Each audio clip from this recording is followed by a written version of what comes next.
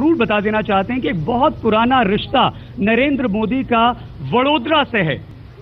Emergency के वक्त पर नरेंद्र मोदी यहीं वडोदरा में थे।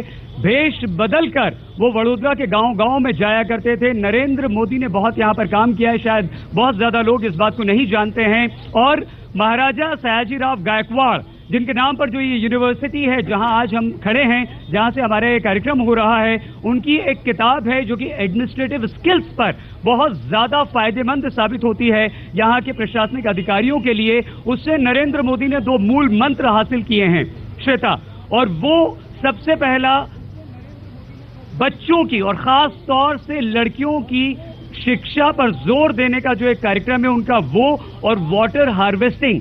हालांकि यहां जो जनता है वो तमाम ये सवाल अपने नेताओं से पूछेगी, लेकिन हम परिचय आपका करवा देते हैं।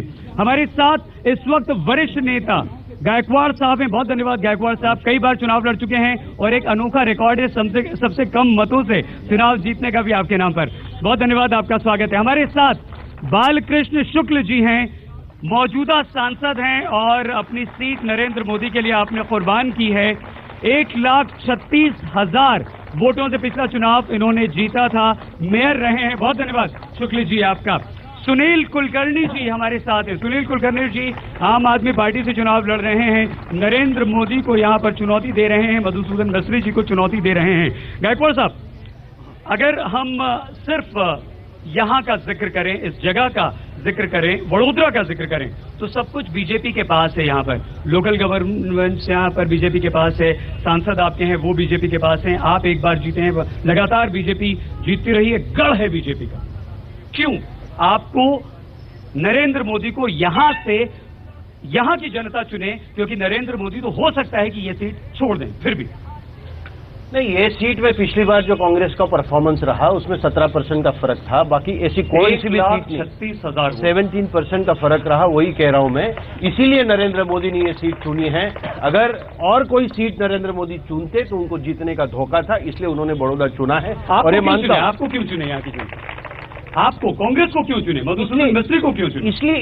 इसलिए चुने। मैं ये समझता हूं कि नरेंद्र मोदी जी, मैं आज बड़ौदा की जनता की ओर से उनको पूछना चाहता हूं, ऐसा एक काम बता दे जो गुजरात मॉड्यूल की बात करते हैं, मीडिया उनको सर आंखों पर लेके घूमती है, एक काम गुजरात। नमस्कार, आप देख रहे हैं आज तक। एक बार फिर से आपको बता दें कि हम वडोदरा में मौजूद हैं और इस बार के लोकसभा चुनावों में जो 2 सीटें ऐसी हैं जिन पर पूरे देश भर की नजर है, निगाह है, एक वाराणसी और दूसरी वडोदरा, क्योंकि बीजेपी के प्रधानमंत्री पद के उम्मीदवार नरेंद्र मोदी इन दोनों सीटों से चुनाव लड़ रहे हैं। कांग्रेस के वरिष्ठ नेता सत्यजीत गायकवाड़ जी हमारे साथ हैं, हमारे साथ बीजेपी के वरिष्ठ नेता बालकृष्ण शुक्ल जी हैं और हमारे साथ कुलकर्णी जी हैं, सुनील कुलकर्णी जी, आम आदमी पार्टी के नेता। तो सवाल यहां पर यह है कि अगर नरेंद्र मोदी दोनों जगह से जीतते हैं तो कौन सी सीट छोड़ेंगे? यहां हमारे साथ बहुत सारे लोग हैं। आइए सवालों का सिलसिला शुरू करते हैं। यह सवाल का जवाब भले आप बाद में दीजिएगा कि नरेंद्र मोदी कहां से रहते हैं, कहां से छोड़ते हैं, लेकिन ये जो आपके प्रतिनिधि हैं 3, कोई सवाल आपके मन में यहां की किसी समस्या को लेकर इनके लिए? एक्चुअली मुझे पूछना है कांग्रेस के कैंडिडेट को। संत हूं, मेरे को कोई पक्ष से लेन देन नहीं है, मगर पूछ इसलिए रहा हूं कि सोनिया गांधी अगर वो इमाम बुखारी को मिलने जाती है तो अभी बिन सांप्रदायिक की बात करती है, तो वो क्यों जगत गुरु शंकराचार्य को मिलने नहीं गई? बिल्कुल, क्यों नहीं जाते हैं सर? गायकवाड़ जी, एक सवाल और ले लेते हैं। 2 करोड़ जॉब लेने की बात कांग्रेस ने की थी, जो थी उनकी भी ले ली वापस। कितना यूथ टेलीकॉम की वजह से प्रेशर में है, कितना यूथ आज आपके सारे कोयला कौभांड की वजह से प्रेशर में है, इसका जवाब आज कांग्रेस को देना पड़ेगा। दोनों सवाल आपसे हैं। एक बुजुर्ग हमारे साथ हैं। सर आप बैठिए, आप बैठ के पूछ लीजिए।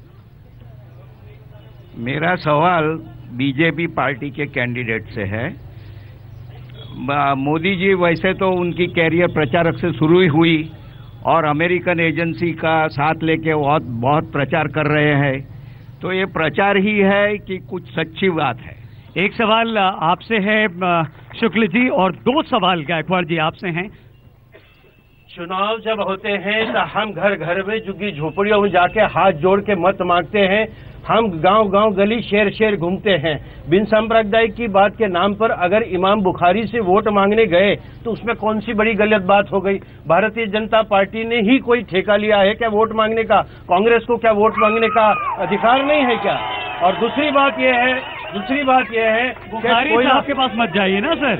बुखारी साहब आपके पास क्यों जाते हैं आप? देश के मुसलमानों के पास जाइए, जवाब लेंगे सर आप। हाँ। आपका एक सवाल बुजुर्ग सज्जन ने आपसे पूछा। बात यह है कि जिस तरह से पिछले 10 साल में मोदी जी ने जो विकास किया है, उस वक्त यूपीए सरकार थी, यूपीए सरकार ने ही उसके पैरामीटर्स तय किए थे, उसके हिसाब से विकास हुआ है। अब जो कि बात आ रही है विकास के मॉडल के ऊपर, जब मोदी जी पूरे देश में आगे आ रहे हैं, तब ये बात छोटी लगती है। चलिए हम आपके प्रतिनिधियों के जवाब आपको जरूर सुनवाएंगे। तमाम हाथ यहाँ पर खड़े हो रहे हैं, सवाल भी आपसे पूछेंगे, लेकिन इस वक्त सीधे वाराणसी लिए चलते हैं श्वेता के पास। जी सही। और यहाँ पर एक बहुत ही रोचक कहें कि मुहाने पर रुकी हुई थी बहस, और वाकई थोड़ी सी मुश्किल हो रही है, क्योंकि यहाँ पर भी नेता उन बातों का जवाब